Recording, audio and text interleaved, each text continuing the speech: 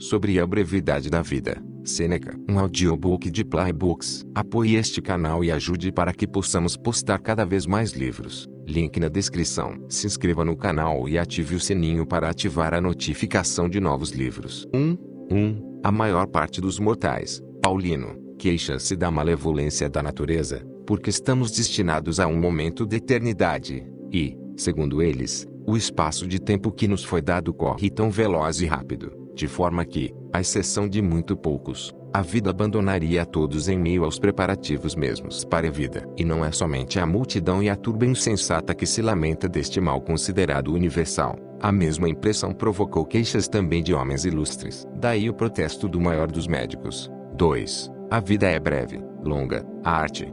Daí o litígio, de nenhuma forma apropriada a um homem sábio, que Aristóteles teve com a natureza. Aos animais, ela concedeu tanto tempo de vida, que eles sobrevivem por ciclo ou 10 gerações. A um homem, nascido para tantos e tão grandes feitos, está estabelecido um limite muito, 3, mais próximo. Não é curto o tempo que temos, mas dele muito perdemos. A vida é suficientemente longa e com generosidade nos foi dada, para a realização das maiores coisas, se empregamos bem. Mas, quando ela se esvai no luxo e na indiferença, quando não a empregamos em nada de bom, então, finalmente constrangidos pela fatalidade, sentimos que ela já passou. 4. Por nós sem que tivéssemos percebido. O fato é o seguinte: não recebemos uma vida breve, mas a fazemos. Nem somos dela carentes, mas esbanjadores. Tal como abundantes e régios recursos, quando caem nas mãos de um mau senhor, dissipam-se num momento, enquanto que, por pequenos que sejam, se são confiados a um bom guarda, crescem pelo uso. Assim também nossa vida se estende por muito tempo, para aquele que sabe dela bem dispor. 2. Por que nos queixamos da natureza? Ela mostrou-se benevolente. A vida, se souberes utilizá-la, é longa, mas uma avareza insaciável apossa-se de outro, uma laboriosa dedicação a atividades inúteis. Um embriaga-se de vinho, outro entorpece-se na inatividade. A este, uma ambição sempre dependente das opiniões alheias o esgota. Um incontido desejo de comerciar leva aquele a percorrer todas as terras e todos os mares, na esperança de lucro. A paixão pelos assuntos militares atormenta alguns, sempre preocupados com perigos alheios ou inquietos com seus próprios. Aos que, por uma servidão voluntária, se desgastam numa ingrata solicitude a seus superiores. 2. A busca da beleza de um outro ou o cuidado com sua própria ocupa muitos. A maioria, que não persegue nenhum objetivo fixo, é atirada a novos desígnios por uma vaga e inconstante leviandade. Desgostando-se com isso, alguns não definiram para onde dirigir sua vida, e o destino surpreende-os esgotados e bocejantes, de tal forma que não duvido ser verdadeiro o que disse, à maneira de oráculo, o maior dos poetas: pequena é a parte da vida que, 3, vivemos. Pois todo o restante não é vida, mas tempo. Os vícios atacam-nos, e rodeiam-nos de todos os lados e não permitem que nos reergamos, nem que os olhos se voltem para discernir a verdade, mantendo-os submersos, pregados às paixões. Nunca é permitido às suas vítimas voltar a si, se por acaso acontecer de encontrarem alguma trégua. Ainda assim, tal como no fundo do mar, no qual, mesmo após a tempestade, ainda há agitação, eles ainda assim são o joguete das paixões, e nenhum repouso. 4. Lhes é concedido. Pensas que falo daqueles cujos vícios são declarados? Vê aqueles cuja fortuna faz a correr a multidão. São sufocados pelos seus bens. A quantos as riquezas não são um peso? Quantos não verteram seu sangue por causa de sua eloquência e da presteza diária com que exibiam seus talentos? Quantos não estão pálidos por causa de seus contínuos prazeres? A quantos a vasta multidão de clientes não dá nenhuma liberdade? Passa os olhos por todos, desde os mais pequenos até os mais poderosos. Este advoga, aquele assiste, um é acusado, outro defende, e um outro ainda julga a traço. Ninguém reivindica nada para si, todos consomem mutuamente suas vidas. Pergunta por aqueles cujos nomes se aprendem de cor e verás que eles são identificados pelas características seguintes: este é servidor daquele, que o é de um outro, ninguém pertence a si próprio. 5. E, portanto, é o cúmulo da insensatez, a indignação de alguns, queixam-se do desdém de seus superiores, porque estes não tiveram tempo de ir ter com eles quando desejavam. Quem ousará queixar-se da soberba de um outro, quando ele mesmo não tem um momento livre para si próprio? E aquele, contudo, apesar de seu aspecto insolente, Olhou-te uma vez com consideração, sem saber quem eras, prestou atenção às tuas palavras e mesmo recebeu-te junto de si. Tu não te dignaste a considerar nem a ti mesmo. Portanto, não há razão para pedir as contas de teus favores a quem quer que seja, uma vez que, quando os fizeste, não desejavas estar com um outro, mas não podias estar contigo. 3. Todos os espíritos que alguma vez brilharam consentirão neste único ponto. Jamais se cansarão de se espantar com a cegueira das mentes humanas. Não se suporta que as propriedades sejam invadidas por ninguém. E, se houver uma pequena discórdia quanto à medida de seus limites, os homens recorrem a pedras e armas. No entanto, permitem que outros se intrometam em suas vidas, a ponto de eles próprios induzirem seus futuros possessores. Não se encontra ninguém que queira dividir seu dinheiro, mas a vida, entre quantos cada um a distribui, são avaros em preservar seu patrimônio, enquanto, quando se trata de desperdiçar o tempo, são muito pródigos com relação à única. 2. Coisa em que a avareza é justificada. Por isso, agrada-me interrogar um qualquer, dentre a multidão dos mais velhos. Vemos que chegaste ao fim da vida, contas já 100 ou mais anos. Vamos, faz o cômputo de tua existência. Calcula quanto deste tempo credor, amante, superior ou cliente, te subtraiu e quanto ainda as querelas conjugais, as reprimendas aos escravos, as atarefadas perambulações pela cidade, acrescenta as doenças que nós próprios nos causamos e também todo o tempo perdido. Verás que tens menos anos de vida. 3. Do que contas. Faz um esforço de memória. Quando tiveste uma resolução seguida, quão poucas vezes um dia qualquer decorreu como planejaras. Quando empregaste teu tempo contigo mesmo. Quando mantiveste a aparência imperturbável, o ânimo intrépido. Quantas obras fizeste para ti próprio. Quantos não terão esbanjado tua vida, sem que percebesses o que estavas perdendo. O quanto de tua vida não subtraíram sofrimentos desnecessários, tolos contentamentos, ávidas paixões, inúteis conversações, e quão pouco não te restou do que era teu. Compreendes que morres. 4. Prematuramente. Qual é, pois, o motivo? Vivestes como se fosseis viver para sempre. Nunca vos ocorreu que sois frágeis. Não notais quanto tempo já passou. Vós o perdeis, como se ele fosse farto e abundante, ao passo que aquele mesmo dia que é dado ao serviço de outro homem ou outra coisa seja o último. Como mortais, vos aterrorizais de tudo, mas desejais tudo como se fosseis. 5. Imortais. Ouvirás muitos dizerem: aos 50 anos me refugiarei no ócio, aos 60 estarei livre de meus encargos. E que fiador tens de uma vida tão longa? E quem garantirá que tudo irá conforme planejas? Não te envergonhas de reservar para ti apenas as sobras da vida e destinar à meditação somente a idade que já não serve mais para nada? Quão tarde começas a viver, quando já é hora de deixar de fazê-lo? Que negligência tão louca dos mortais, de adiar para o 50º ou 60º ano os prudentes juízos, e a partir deste ponto, ao qual poucos chegaram, querer começar a viver. 4. Verás os homens mais poderosos, e elevados aos mais altos postos, deixar escapar palavras nas quais desejam e louvam o ócio e o preferem a todos os seus bens. Por um momento desejam abdicar daquela sua proeminência, se for possível fazê-lo em segurança, pois ainda que nada venha do exterior a assaltá-la ou abalá-la.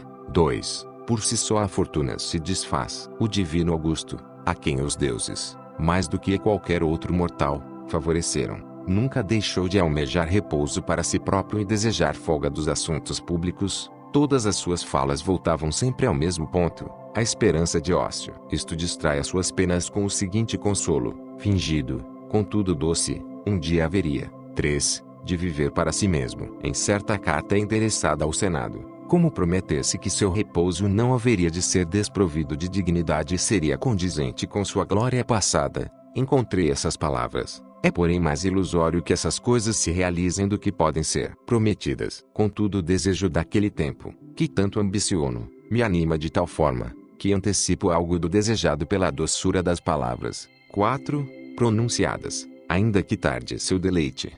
O ócio era uma coisa tão almejada, que, por não poder dele usufruir, antecipava-o em pensamento. Ele, que via todas as coisas dependerem unicamente de si, que decidia a sorte dos homens e das nações, com muita satisfação pensava no dia em que se despojaria de sua grandeza. 5. Estava ciente de quanto suor exigiam aqueles bens que brilhavam por todas as terras, de quantas inquietações reprimidas eles ocultavam, forçado primeiramente a combater os cidadãos, depois os amigos, e finalmente os mais próximos de si. em mar e em terra fez correr sangue. Tendo levado a guerra a Macedônia, Sicília, Egito, Ásia, quase todas as costas, dirigiu os exércitos já cansados de oprimir romanos às guerras externas, enquanto pacifica os Alpes e subjuga inimigos infiltrados em meio à paz do império e estende as fronteiras para além do Reno, do Eufrates e do Danúbio. Na própria Roma contra ele se voltavam os punhais de Murena, Cepião, Lépido, Ignácio e de tantos outros. 6.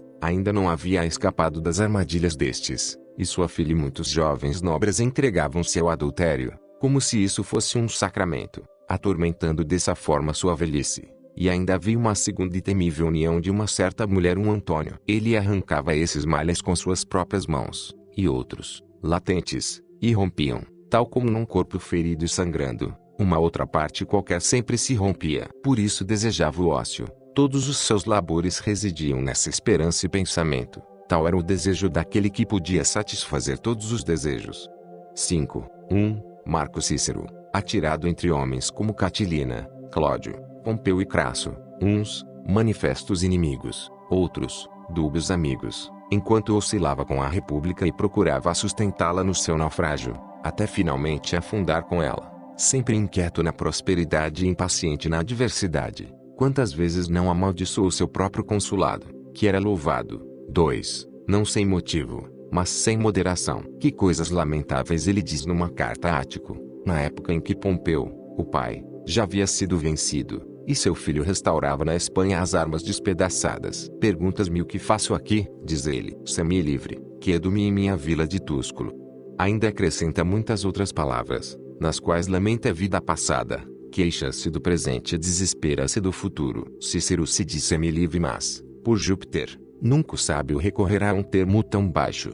Nunca será semi-livre, mas será um homem de íntegra e sólida liberdade, desapegado, senhor de si bem acima dos demais. Pois quem pode estar acima daquele que está acima da fortuna? 6. 1. Disse que Livio Druso, homem violento e arrebatador, após ter dado curso a novas leis e às más medidas dos Gracos, com o apoio de uma vasta multidão de toda a Itália, não vendo uma saída para sua política, que já não mais podia levar adiante, nem, uma vez precipitada, abandonar, amaldiçoou sua vida agitada desde o princípio e declarou nunca ter tido férias, nem mesmo quando menino. Com efeito, adolescente ainda, trajando a toga pretesta, ousou fazer recomendações sobre os réus aos juízes e fazer prevalecer tão eficazmente sua opinião no fórum, que é tido como certo que algumas causas foram por ele arrebatadas. 2. Em que não haveria de dar uma ambição tão prematura. Poder-se-ia imaginar que uma audácia tão precoce haveria de resultar em fonte de grande prejuízo público e particular. E,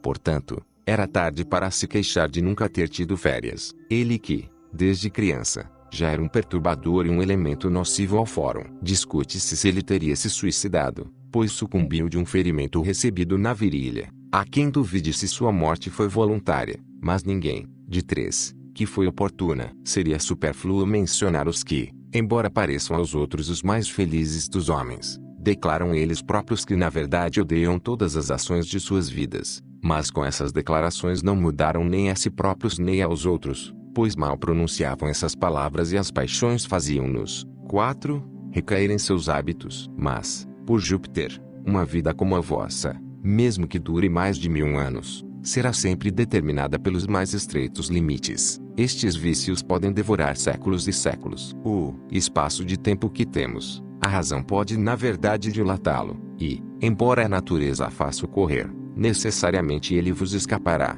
pois que não vos apossais dele, nem o retendes ou fazeis demorar a mais fugidia de todas as coisas, mas deixais que se perca como se fosse uma coisa supérflua e substituível. 7. 1. Conto entre os piores os que nunca estão disponíveis para nada, senão para o vinho e os prazeres sensuais, pois não há ocupação mais vergonhosa. Outros, embora se prendam à imagem vazia da glória, contudo erram honradamente. Podes-me enumerar os avarentos, os turbulentos, ou os que se entregam a ódios e guerras injustas. Todos estes pecam de uma maneira mais viril, mas os que se entregam à gula e aos prazeres sensuais ostentam uma degradação. 2. Desonrosa. Examina todo o tempo deles, verifica quanto gastam em cálculos avaros, quanto em preparar emboscadas, quanto temendo-as, quanto bajulando, quanto sendo bajulados, e quanto tempo ocupam em compromissos judiciários, seus ou alheios, ou com banquetes, que já se tornaram mesmo uma obrigação, verás que nem seus bens,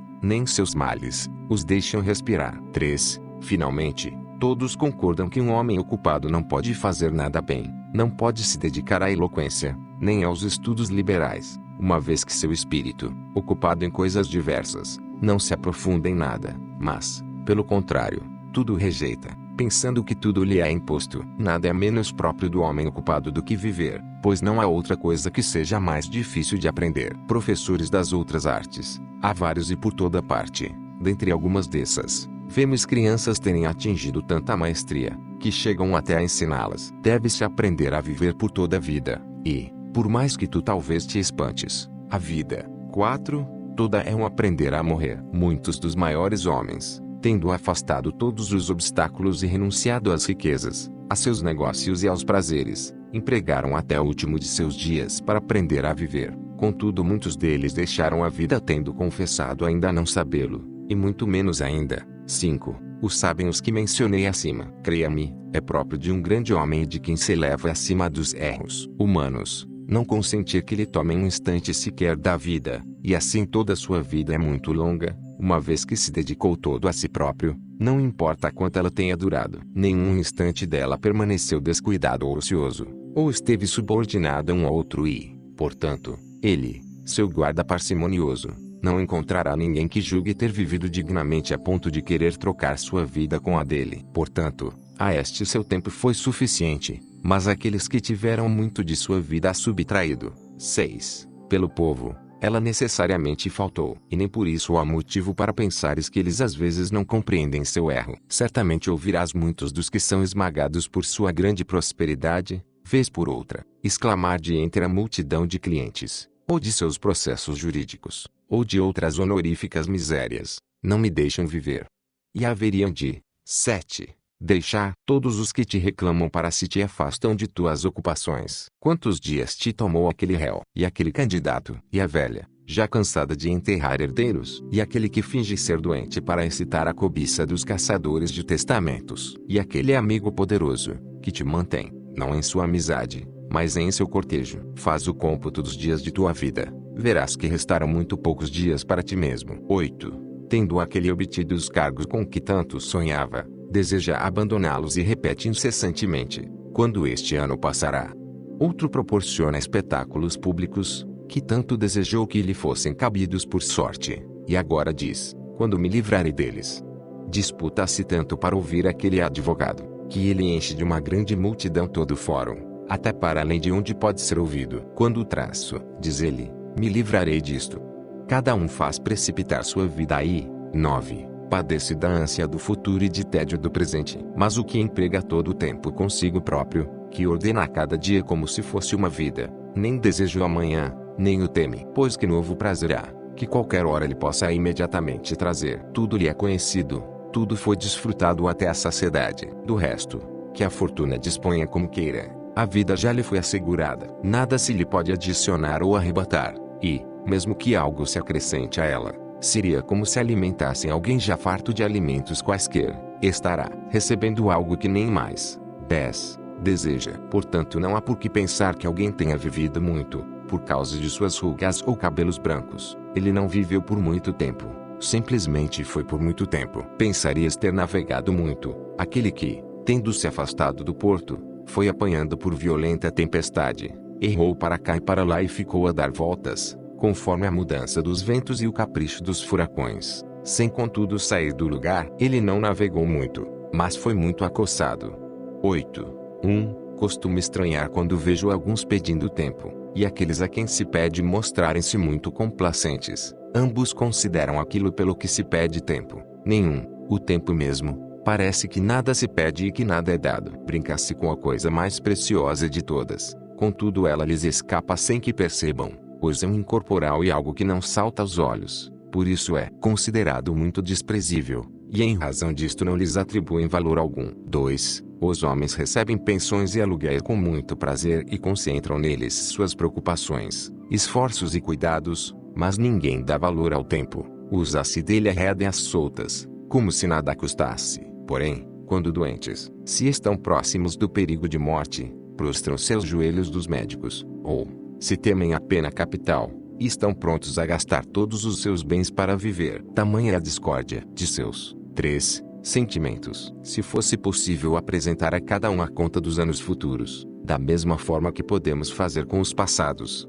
como tremeriam aqueles que vissem restar-lhes poucos anos e como os poupariam? Pois, se é fácil administrar o que, embora curto, é certo, deve-se conservar com muito cuidado o que não se pode saber. 4. Quando há de acabar. Contudo, não há por que pensar que eles ignoram que coisa preciosa é o tempo. Costumam dizer aos que amam muitíssimo que estão dispostos a lhes dar parte de seus dias. E realmente dão, sem se aperceberem disto, mas dão de forma a subtraírem vários anos a si, sem aumentar os daqueles. Mas ignoram o fato mesmo de estarem perdendo seus anos. Por isso lhes é tolerável a perda de um bem que não é. 5. Notado. Ninguém devolverá teus anos. Ninguém te fará voltar a ti mesmo. Uma vez principiada, a vida segue seu curso e não reverterá nem o interromperá. Não se elevará, não te avisará de sua velocidade. Transcorrerá silenciosamente, não se prolongará por ordem de um rei, nem pelo apoio do povo. Correrá tal como foi impulsionada no primeiro dia.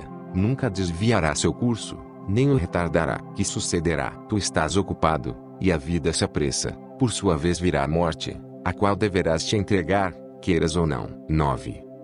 Pode haver algo mais estúpido que o modo de ver de alguns. Falo daqueles que deixam de lado a prudência. Ocupam-se para poder viver melhor, armazenam a vida, gastando-a. Fazem seus planos a longo prazo, no entanto protelar é do maior prejuízo para a vida. Arrebata-nos cada dia que se oferece a nós. Rouba-nos o presente ao prometer o futuro. O maior impedimento para viver é a expectativa, a qual tende para o amanhã e faz perder o momento presente. Do que está nas mãos da fortuna, dispões. O que está nas tuas, despedes. Para onde ficas a olhar? Para que tendes? Tudo o que está por vir se assenta na incerteza, desde 2. Já vive. Proclama o maior dos poetas e, como inspiradas por divinos lábios, canta este canto de salvação. Os melhores dias da vida dos tristes mortais são os primeiros a fugir. Por que hesitar? Diz ele, por que ficar sem nada fazer? Se não ocupares o dia, ele fugirá e, contudo, se o tiveres ocupado, ainda fugirá. Portanto, deve-se lutar contra a celeridade do tempo usando de velocidade, tal como se deve beber depressa de uma 3. Corrente rápida e que não fluirá para sempre. O poeta emprega magnificamente as palavras para censurar a infinita contemporização, pois diz o melhor dia, e não a melhor idade. Como é que tu, seguro e demorado em meio a uma tão grande fuga de tempo, dispões para ti os meses e os anos, numa longa série, de acordo com tua avidez? O poeta fala do dia, e deste 4. Mesmo dia que está fugindo. Acaso se duvida que os melhores dias fujam primeiro aos míseros mortais, isto é, aos ocupados? A velhice oprime tanto seus espíritos pueris que chegam a ela surpresos e desarmados, pois nada em sua vida foi previsto. Bruscamente desprevenidos nela caíram, não a sentiam chegar. 5. Diariamente, tal como uma conversa ou uma leitura ou alguma reflexão mais séria distrai os viajantes, que se vê chegados ao destino sem notar que deles se aproximavam. Assim esta contínua e tão rápida caminhada da vida, que dormindo ou acordados fazemos no mesmo passo, aos ocupados não aparece senão no fim. 10.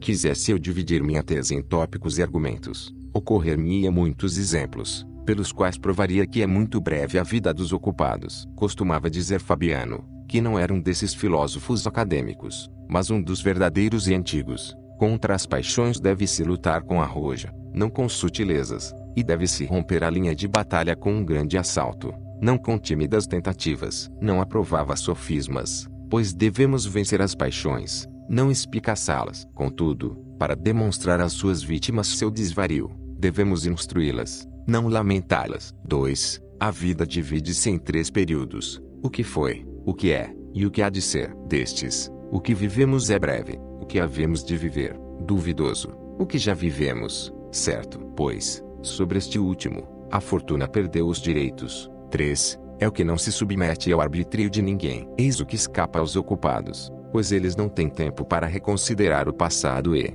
mesmo se tivessem, se-lhes ia desagradável a recordação de uma coisa da qual se arrependem. Portanto é a contragosto que voltam seus pensamentos ao tempo mal empregado e não ousam reviver aquelas horas, cujos vícios, embora estivessem dissimulados pelo atrativo de um prazer momentâneo. 4. desvendam-se com a recordação. Ninguém se voltará de bom grado ao passado, exceto aquele cujas ações estão todas submetidas à censura de sua consciência, que nunca se engana. Aquele que ambiciosamente muitas coisas cobiçou, orgulhosamente desprezou, insolentemente venceu, traiçoeiramente enganou, desonestamente roubou e prodigamente dissipou seus bens, necessariamente terá que temer suas próprias recordações. Ora, de nossa vida, esta é a parte inviolável e já consagrada, que está acima de todas as vicissitudes humanas, que foi subtraída ao império da fortuna e que não pode ser afetada pela pobreza, nem pelo medo, nem pelo assédio das doenças. Não se pode perturbá-la ou roubá-la de seu possessor, pois sua posse é perpétua e livre de receios. Os dias apresentam-se a nós um a um e momento por momento. Entretanto, todos os dias do passado se apresentarão a nós quando ordenarmos, e consentirão em ser apropriados e examinados à vontade, coisa que os ocupados não têm. 5. Tempo de fazer. É próprio de uma mente segura de si sossegada poder percorrer todas as épocas de sua vida, mas o espírito dos ocupados, tal como se estivesse subjugado, não pode se voltar sobre si mesmo e se examinar. Portanto, sua vida se precipita num abismo, e, tal como não é de nenhum proveito procurar encher uma ânfora, por mais que nela se coloque líquido, se não há fundo que o receba ou sustenha, assim também não importa quanto tempo tens à disposição, se não tens como retê-lo, ele vazará como de almas rachadas. 6. E furadas. O tempo presente é brevíssimo, tanto que alguns parecem não existir, pois está sempre em movimento, flui e precipita-se, deixa de ser antes de vir a ser, é tão incapaz de deter-se, quanto o mundo ou as estrelas, cujo infatigável movimento não lhes permite permanecer no mesmo lugar. Pertence, pois, aos ocupados, apenas o tempo presente, que é tão breve que não pode ser abarcado, e este mesmo escapa-lhes, ocupados que estão em muitas coisas. 11.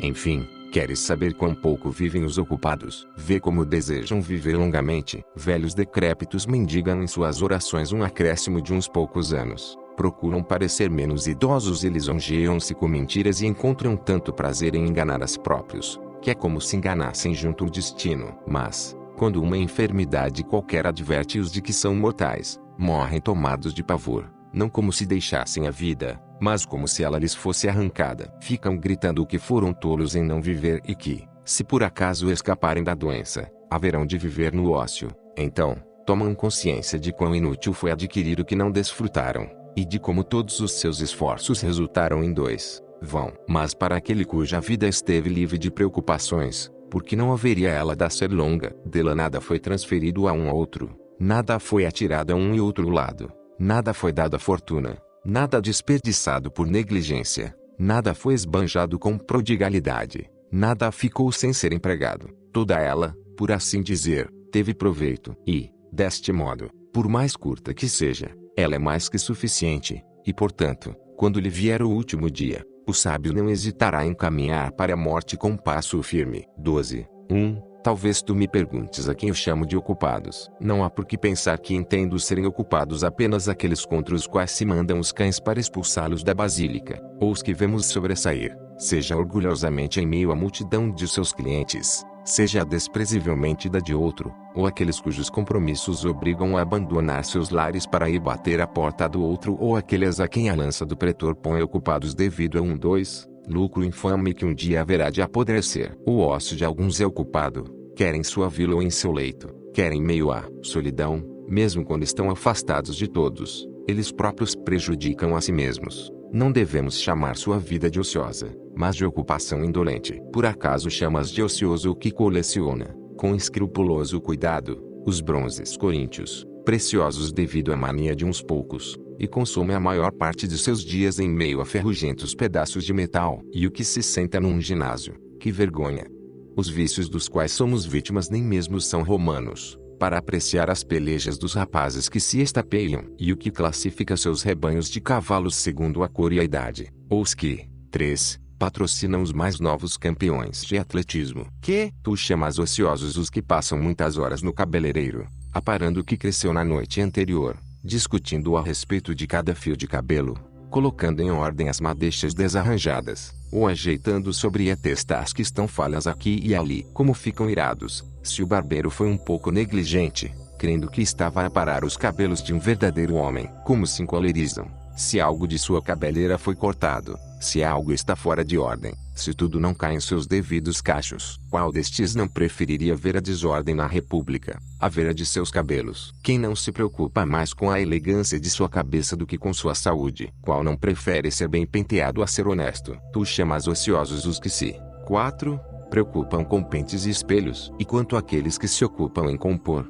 ouvir e aprender canções, e atormentam a voz, cuja reta entoação a natureza fez muito simples e a melhor, com inflexões de desajeitadas modulações. Eles estão sempre a estalar os dedos, marcando alguma canção que tem na cabeça aí. Mesmo quando são chamados para questões sérias e frequentemente tristes, ouvimos seu imperceptível cantarolar. 5. Eles não têm ócio, mas ocupações indolentes. Nem, por Hércules, considero seus festins como tempo livre, uma vez que vejo com quanta solicitude dispõem uma prataria, quão diligentemente ajeitam as túnicas de seus jovens prediletos, quão ansiosos ficam por saber como o javali sai das mãos do cozinheiro, ou com que velocidade os escravos jovens, a um dado sinal, correm às suas obrigações, com quanta perícia as aves são cortadas em bocados não muito grandes, ou quão cuidadosamente os infelizes escravos limpam o vômito dos bêbados. É por estes meios que adquirem a fama de serem elegantes e faustosos, e seus males perseguem-nos até mesmo nos menores detalhes da vida, de modo que eles não 6. Podem comer nem beber sem afetação. Eu não contaria entre os ociosos aqueles que se fazem transportar para cá e para lá em carruagens ou liteiras, e observam pontualmente a hora de seus passeios, como se não lhes fosse lícito perdê-los, nem os que se fazem lembrar por outro quando devem banhar-se, nadar ou comer. Seus espíritos extraordinariamente débeis estão tão enfraquecidos pela lassidão, que eles nem mesmo podem decidir por si só se têm fome. Já ouvi um desses delicados, se é que se pode chamar de delícias o fato de desaprender os hábitos da vida humana, ao ser retirado do banho e colocado numa cadeira, perguntar: ainda estou sentado? Tu crês que este, que ignora até se está sentado, sabe se vive, se vê, se é ocioso? Não poderia dizer de pronto que lamento mais, ele. 7. Realmente não saber ou fingir não sabê-lo. Esses esquecem-se realmente de muitas coisas, mas também fingem esquecer de muitas outras. Certos vícios deleitam-nos como se fossem provas de felicidade. Parece-lhes próprio de um homem muito baixo e desprezível saber o que faz. Agora não vás crer que os mimos exageram quando ridicularizam a luxúria. Estes, por Hércules, ultrapassam em muito as invenções dos mimos, e neste nosso século, engenhoso apenas para tais coisas, os vícios progrediram tanto que já podemos acusar os mimos de negligência. É o cúmulo, haver alguém que está tão atolado na luxúria, que se fia na palavra de 8. Outro para saber se está ou não sentado. Portanto, esse aí não é ocioso, dá-lhe outro nome, ele está doente, ou, melhor ainda, está morto. É ocioso o que é também consciente de seu lazer. Mas este semi-vivo, que precisa de alguém que lhe indique a postura do próprio corpo, como poderia ser senhor de um momento sequer de sua vida? 13. Seria alongar demais percorrer todos os exemplos daqueles que desperdiçaram suas vidas em jogos de xadrez, bola, ou queimando-se ao sol. Não gozam de ócio aqueles cujos prazeres trazem muitas ocupações, pois ninguém duvidará que muitos se fatigam sem nada obrar, os que se prendem a inúteis questões de 2. Literatura. E eles já são multidão entre os romanos. Foi um vício dos gregos investigar quantos remadores teve Ulisses, se a Ilíada ou a Odisseia foi escrita primeiro e, além disso, se eram de um mesmo autor, e outros conhecimentos dessa espécie, que, se os reservas para ti mesmo, em nada deleitam o intelecto. Se os publicas, não serás tido por mais douto, mas por mais 3. Enfadonho. E eis que esta frívola paixão de aprender inutilidades apossou-se também dos romanos. Há alguns dias ouvi certa pessoa relatando qual foi o primeiro dos generais a fazer tais e tais coisas, que Duílio foi o primeiro a vencer numa batalha naval, que Cúrio Dentato foi o primeiro a conduzir elefantes no seu cortejo triunfal. Mas esses assuntos, ainda que não conduzam à verdadeira glória, versam sobre exemplos de feitos cívicos.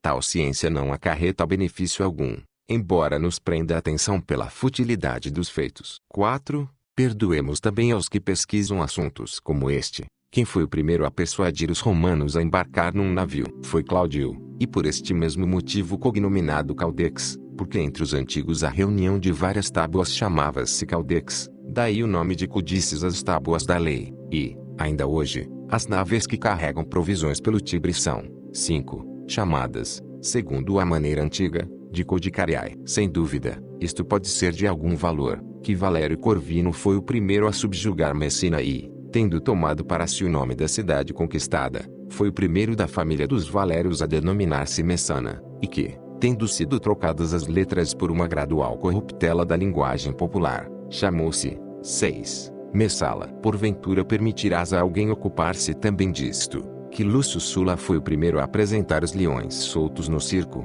enquanto que anteriormente eram apresentados acorrentados, e que foram enviados arqueiros pelo rei Boco para exterminá-los. Que seja, façamos também essa concessão. Mas acaso há um mínimo de valor em saber que Pompeu foi o primeiro a proporcionar um combate no circo com 18 elefantes, tendo-se enviado criminosos para enfrentá-los, como se fosse uma batalha. O primeiro dos cidadãos e, segundo o que a fama nos legou, homem que sobressaiu entre os antigos líderes por sua bondade, julgou ser um novo tipo de espetáculo digno de memória. Matar homens de um modo novo, combatem até a morte. É pouco, despedaçam-se. É pouco. 7. Que sejam esmagados por uma enorme massa de animais. Seria suficiente que esses assuntos passassem ao esquecimento, para que posteriormente um prepotente qualquer não aprendesse e invejasse uma ação tão desumana. Quantas trevas uma grande fortuna causa às nossas mentes. Acreditou estar acima das leis da natureza quando lançou aquele bando de miseráveis a feras nascidas sobre outros céus,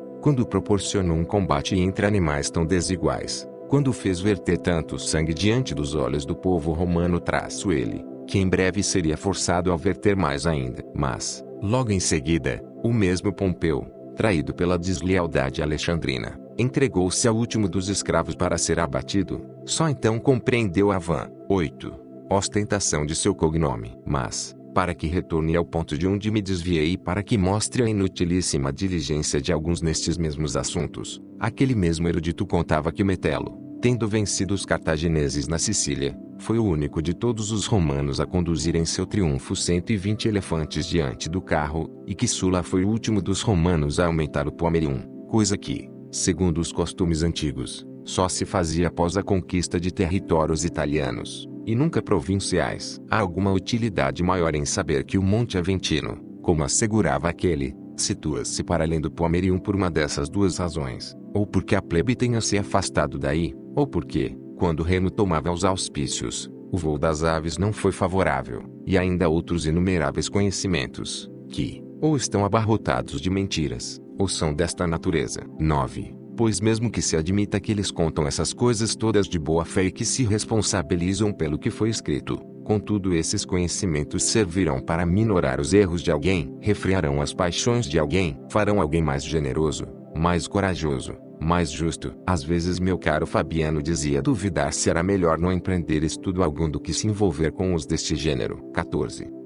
Dentre todos os homens, somente são ociosos os que estão disponíveis para a sabedoria. Eles são os únicos a viver, pois, não apenas administram bem sua vida, mas acrescentam-lhe toda a eternidade. Todos os anos que se passaram antes deles são somados aos seus. A menos que sejamos os maiores dos ingratos, aqueles fundadores das sublimes filosofias nasceram para nós, e eles nos preparam um caminho para a vida. Graças aos seus esforços, conduzem-nos das trevas à luz, aos mais belos conhecimentos. Não nos é vedado o acesso a nenhum século, somos admitidos a todos, e se desejamos, pela grandeza da alma, ultrapassar os estreitos limites da fraqueza humana, há um vasto espaço de tempo a percorrer. 2. Poderemos discutir com Sócrates, duvidar com Carnéades, encontrar a paz com Epicuro, vencer a natureza humana com a ajuda dos estoicos, ultrapassá-la com os cínicos. Já que a natureza nos permite entrar em comunhão com toda a eternidade, por que não nos desviarmos dessa estreita e curta passagem do tempo e nos entregarmos com todo o nosso espírito àquilo que é ilimitado, eterno e partilhado com os 3 melhores, os que se desdobram em muitos compromissos sociais, que agitam a si mesmos e a outros, bem conscientes de suas tolices, após terem percorrido diariamente as soleiras de todos e não ter deixado de entrar em nenhuma porta aberta, após terem levado sua interesseira saudação à volta das mais remotas casas, quão pouco não terão eles visto numa cidade tão grande e dilacerada por várias paixões. 4. Quantos haverá cujo sono, dissolução ou grosseria não os afastará? Quantos, após os terem torturado com uma longa espera, não passarão por eles fingindo estarem apressados? Quantos não evitarão aparecer no átrio repleto de clientes, escapando por portas secretas, como se fosse menor descortesia enganar do que despedir. Quantos, ainda meio adormecidos e pesados devido à embriaguez da noite anterior, responderão, aqueles pobres coitados que interromperam seu sono para esperar o despertar de um ou outro, com o bocejo mais arrogante, mal levantando os 5 lábios. Podemos afirmar que se dedicam a verdadeiros deveres. Somente aqueles que desejam estar cotidianamente na intimidade dizem não. Pitágoras, Demócrito, Aristóteles, Teofrasto e os demais mestres de virtude. Nenhum deles deixará de estar à nossa disposição, nenhum despedirá o que procurar, sem que o faça mais feliz e mais devotado a ele. Nenhum permitirá a quem quer que seja partir de mãos vazias, e eles podem ser encontrados por qualquer homem, tanto durante o dia como a noite. 15. Nenhum destes forçará a tua morte. Todos te ensinarão a morrer, nenhum dissipará teus anos, mas te oferecerá os seus. Nunca a conversação com eles será perigosa, fatal é a amizade ou onerosa a deferência. Conseguirás deles tudo o que quiseres, não será deles a culpa. 2. Se não tiveres exaurido tudo o que desejas, que felicidade, que bela velhice não aguarda o que se dispôs a ser seu cliente. Ele terá com quem discutir sobre as menores, bem como sobre as maiores, questões, a quem consultar diariamente sobre si mesmo, de quem ouvir a verdade sem ofensa e ser louvado sem adulação, a cuja 3. semelhança se possa moldar. Costumamos dizer que não está em nosso poder escolher os pais que a sorte nos destinou, mas que nos foram dados ao acaso. Contudo, é-nos permitido ter um nascimento segundo a nossa escolha. Existem famílias dos mais nobres espíritos. Escolhe a qual delas queres pertencer, e receberás não apenas seu nome, mas também seus próprios bens, que não terás de vigiar miserável e mesquinhamente, pois, quanto mais forem partilhados pelos homens, maiores, 4, se tornarão. Estes te darão acesso à eternidade, te elevarão àquelas alturas de onde ninguém se precipita. Esta é a única maneira de prolongar a existência mortal e, até mais, de convertê-la em imortalidade. As dignidades, os monumentos, tudo o que a ambição impôs por decretos, ou construiu com o suor, depressa há de cair em ruínas. Não há nada que a longa passagem dos anos não destrua ou desordene. Mas ela não pode tocar nos conhecimentos que a sabedoria consagrou. Nenhuma idade os destruirá ou diminuirá. A seguinte e as sucessivas sempre hão de aumentá-los ainda mais, pois a inveja tem olhos apenas para o que está próximo de si, e admiramos com menos malícia o que está 5. distante. Portanto, a vida do filósofo estende-se por muito tempo, e ele não está confinado nos mesmos limites que os outros. É o único a não depender das leis do gênero humano. Todos os séculos servem-no como a um Deus. Algo distancia-se no passado, ele recupera-o com a memória. Está no presente, ele o desfruta. De vir no futuro, ele o antecipa. A reunião de todos os momentos num só torna-lhe longa a vida. 16. É extremamente breve e agitada a vida dos que esquecem o passado, negligenciam o presente e receiam o futuro. Quando chegam ao termo de suas existências, os pobres coitados compreendem tardiamente que 2. estiveram por longo tempo ocupados em nada fazer, e, pelo fato de fazerem frequentes apelos à morte, não há por que pensar que fica provado que eles tenham usufruído de uma longa existência. Sua cegueira os atormenta com emoções incertas e que os faz incidir nas próprias coisas que temem. Desejam então muitas vezes a morte. 3. Porque os aterroriza. Não há ainda razão para se pensar que isto também seja uma prova de uma vida longa. O fato de muitas vezes os dias lhes parecerem longos, ou porque se queixam de as horas custarem a passar até que chegue o momento do jantar, pois, se porventura as ocupações os abandonam, sentem-se desertados e inquietam-se mesmo no lazer, nem sabem como dispor dele ou matá-lo. Portanto anseiam por uma ocupação qualquer, e todo intervalo de tempo entre duas ocupações lhes é um fardo. E,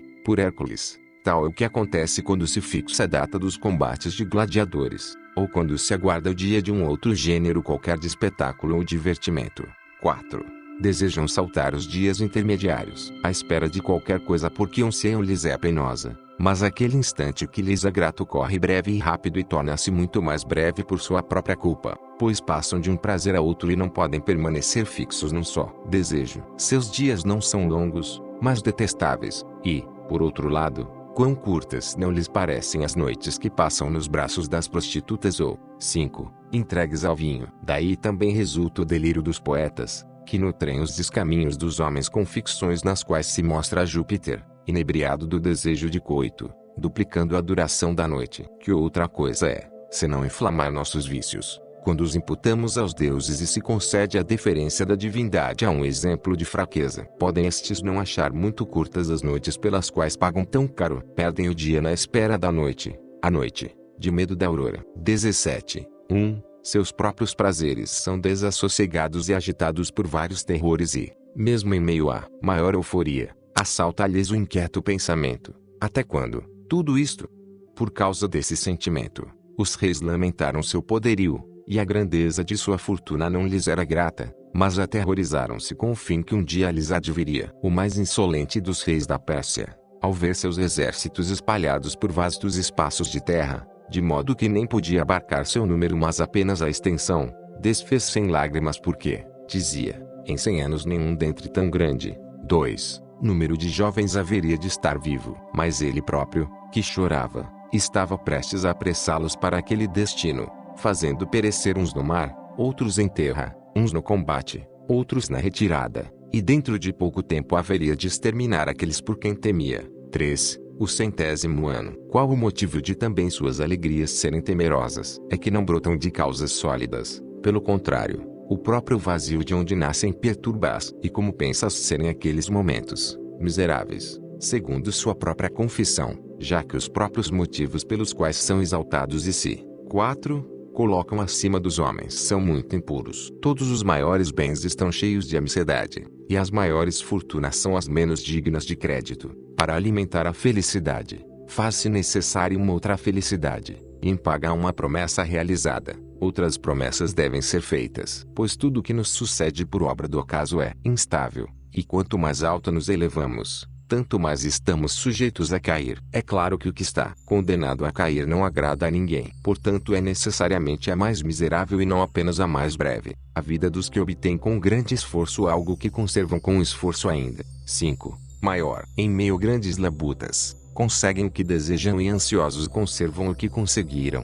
Entretanto não têm consciência de que o tempo nunca mais há de voltar. Novas ocupações seguem-se às antigas. A esperança suscita esperança. A ambição não procuram um fim às misérias, mas mudam seu assunto. Nossos cargos nos atormentam. Os dos outros nos tomarão mais tempo. Cessamos de fatigar-nos como candidatos. Começamos novamente como partidários. Renunciamos ao estorvo de acusar. Apresenta-se-nos o de julgar. Deixa de ser juiz. É feito pretor. Envelheceu como administrador de propriedades alheias. Ocupa-se agora com sua riqueza. As vestes guerreiras deram folga a Mário. O consulado não lhe dá sossego. Cincinato apressa-se a escapar do cargo ditatorial. Será novamente chamado do arado. Cipião, ainda muito jovem para uma tarefa de tal envergadura, combaterá os cartagineses. Vencedor de Aníbal, vencedor de Antíoco, orgulho de seu consulado e garantia do de seu irmão, seria colocado ao lado de Júpiter. Não fosse sua intervenção pessoal. As guerras civis perseguirão este salvador da pátria e,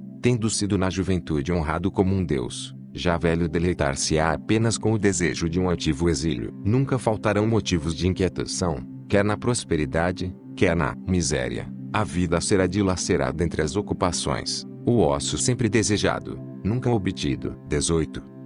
Portanto, meu caro Paulino, aparta-te da multidão e, já bastante acossado pela duração de tua existência, não te afastes de um porto mais tranquilo. Pensa quantas vagas já te acometeram, quantas tempestades, de uma parte, já suportaste na vida particular, quantas, de outra, suscitaste contra ti na vida pública. Teu valor já foi suficientemente testado, em fatigantes e atormentadas provas. O teu valor, tenta ver o que pode realizar no ócio. A maior parte de tua vida, e certamente a melhor, foi dada à República. Toma, também para ti um pouco de teu tempo. Não te convoco a um retiro indolente e inativo, nem a afogar todo o teu vigoroso caráter no sono ou nos prazeres caros à multidão. Isso não é estar em sossego. Encontrarás tarefas maiores que todas as que cumpriste devotadamente até aqui, as quais executarás no retiro e livre de preocupações. Com efeito, tu administras as contas do mundo tão desinteressadamente como as alheias, tão diligentemente como as tuas, tão escrupulosamente como as do Estado. Conquistas a estima num cargo onde é difícil evitar o rancor. Contudo, acredite-me, é mais proveitoso fazer a conta de teus anos do que as do trigo do Estado. Este teu vigor de ânimo, capaz das maiores coisas, desvio de um cargo, sem dúvida honroso, mas pouco adequado para tornar uma vida feliz. E lembra-te de que não foste educado desde os mais tenros anos nos estudos liberais para que alqueires de trigo te fossem confiados. Esperaste algo maior e mais alto. Não faltarão homens de sobriedade comprovada e atividade laboriosa. Jumentos laboriosos são mais aptos a carregar fardos do que cavalos de raça. E quem jamais oprimiu a excelente ligeireza deles com 5 pesadas cargas. Além disso, reflete quantas preocupações não tens ao assumir tanta responsabilidade. Tu lidas com os ventres dos homens. O povo esfaimado não dá ouvidos à razão. Não se aplaca pela moderação, nem se dobra a nenhum argumento. Muito recentemente, naqueles poucos dias após a morte de César, disse que lhe se indignou muitíssimo, se há ainda algum sentimento nos infernos, porque sabia que o povo romano lhe sobrevivia e ainda lhes restavam provisões para 7 ou 8 dias. E, enquanto ele construía pontes de navios e divertia-se com as forças do império, estava às nossas portas o pior dos males, até mesmo para os sitiados, a falta de alimentos. Seu infeliz desejo de imitar um rei arrogante, estrangeiro e louco, quase custou à cidade a miséria e a fome, e o 6, que se segue à fome, a ruína de tudo. E então qual não era o estado de espírito daqueles a quem eram confiados os cuidados com o trigo público, e que tinham de enfrentar pedra, ferro, fogo e o próprio Calígula, com a maior dissimulação, encobriam um tão grande mal incrustado nas vísceras do Estado, e digo que o faziam com razão, pois algumas doenças devem ser curadas sem que os pacientes as conheçam. A muitos, o conhecimento de sua doença foi a causa da morte. 19. Recolhe-te a estas coisas mais tranquilas, mais seguras, melhores. Acaso tu pensas serem mesmo estas duas coisas? Cuidar que o trigo seja transportado ao celeiro, intacto e a salvo da fraude ou negligência dos carregadores, que não se estrague pela fermentação, que esteja bem seco, que seu peso e medida confiram, e elevar-se às coisas sagradas e sublimes para conhecer qual é a substância de Deus, seu prazer, sua condição, sua forma, que destino aguarda a tua alma, que lugar a natureza nos destina após nos separarmos do corpo, qual a razão por que ela mantém os corpos mais pesados no centro do universo, suspende os altos às regiões altas, eleva o fogo à mais alta, impele as estrelas às suas trajetórias e ainda outras coisas cheias de notáveis. 2. Maravilhas. Abandona o solo e volta-te a esses estudos. Agora, enquanto o sangue ferve, deve-se ir, com determinação, para o melhor. Grande número de bons conhecimentos te esperam neste gênero de vida: o amor e a prática das virtudes, o esquecimento das paixões, o saber viver e morrer, enfim, uma grande tranquilidade. 3. A condição de todos os ocupados é miserável, contudo a mais miserável é a daqueles que nem se molestam com suas próprias ocupações, que regulam seu sono pelo alheio, que caminham segundo as passadas de outro e que estão sob ordens, mesmo nas mais livres das coisas, amar e odiar. Estes, se quiserem saber quão breve é a vida, que considerem quão insignificante é a parte que lhes cabe. 20. Portanto, quando vires frequentemente uma toga pretexto ou um nome célebre no fórum, não o invejes. Essas coisas são adquiridas ao custo da vida. Para ligar seu nome a um único ano, consumirão todos os seus anos. A uns, a vida abandonou logo nas primeiras etapas, antes que tivessem atingido as alturas ambicionadas. A outros, após terem galgado comidas honras através de 1000 desonestidades, sobrevém o triste pensamento, ter trabalhado tanto por uma inscrição num túmulo. Enquanto estavam dispostos para novas esperanças como na mocidade, a extrema velhice de alguns, já incapaz, frustrou-lhes os grandes e insaciáveis. 2. Esforços. Vergonha daquele que, já de idade avançada e querendo obter aplausos de um público ignorante, num processo de litigantes desconhecidos, perde seu fôlego. Desgraçado o que, esgotado mais por causa de sua vida do que por causa de seu trabalho, sucumbe em meio aos seus próprios deveres. Desgraçado o que morre recebendo suas contas sob o riso do herdeiro longamente. 3. Deserdado. Não posso omitir um último exemplo que me ocorre. São Turanio foi um velho de comprovada diligência, que, depois de completar 90 anos, como fosse dispensado de seu cargo por César sem que tenha solicitado, ordenou que o colocassem em seu leito e que a família, que se reuniu em torno dele como se estivesse morto, o pranteasse. A casa lamentava o ócio de seu velho senhor, e a tristeza não terminou antes que o cargo,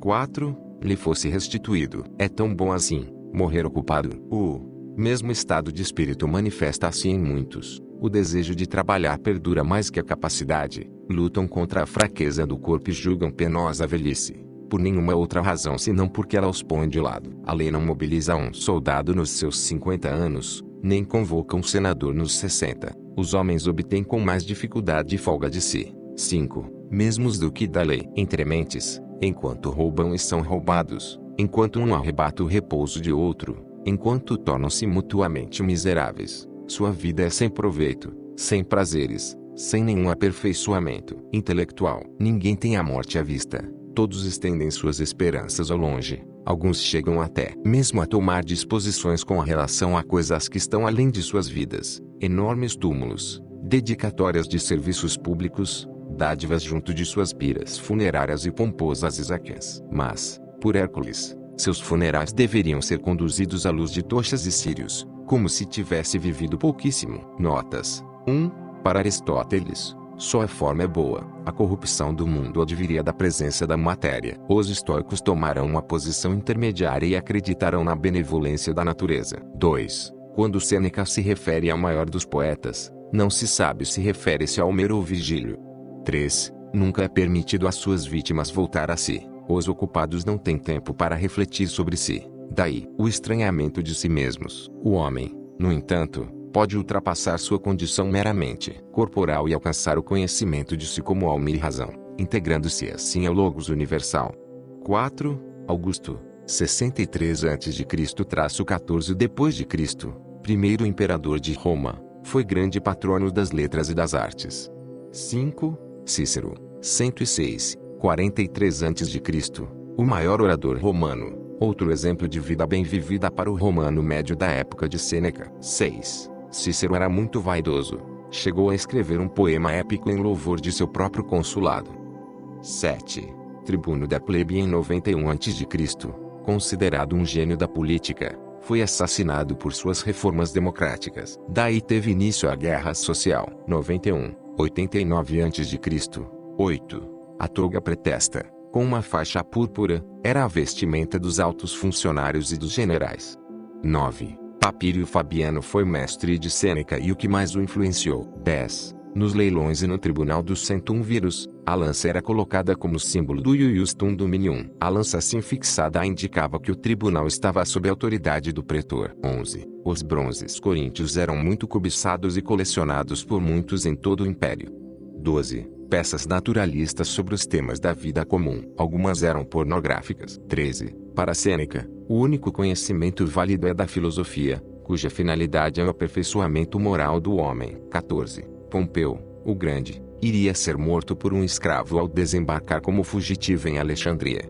15. O estudo da filosofia, que abrange também a física e a teologia, pode levar o homem a ter acesso à própria eternidade. 16. Desde Platão, é comum a crítica dos filósofos às ficções dos poetas. 17. Lúcio Gaio Mário, 157, 86 a.C., general romano, foi o vencedor da Jugurta. 18. Cincinato, século IV a.C., foi chamado do campo para ser ditador e salvar o exército romano. Cumprida a tarefa, voltou ao campo. Foi tido como modelo de virtude cívica pelos romanos. 19. Cipião Africano Maior, 236, 183 a.C., comandante do exército romano na Segunda Guerra Púnica, terminou a guerra com a vitória de Zama. 20. O título de Rex era abominado pelos romanos, que nunca esqueciam as atitudes imorais e irresponsáveis de seus últimos reis, os Tarquínios. Otávio, ao se tornar imperador,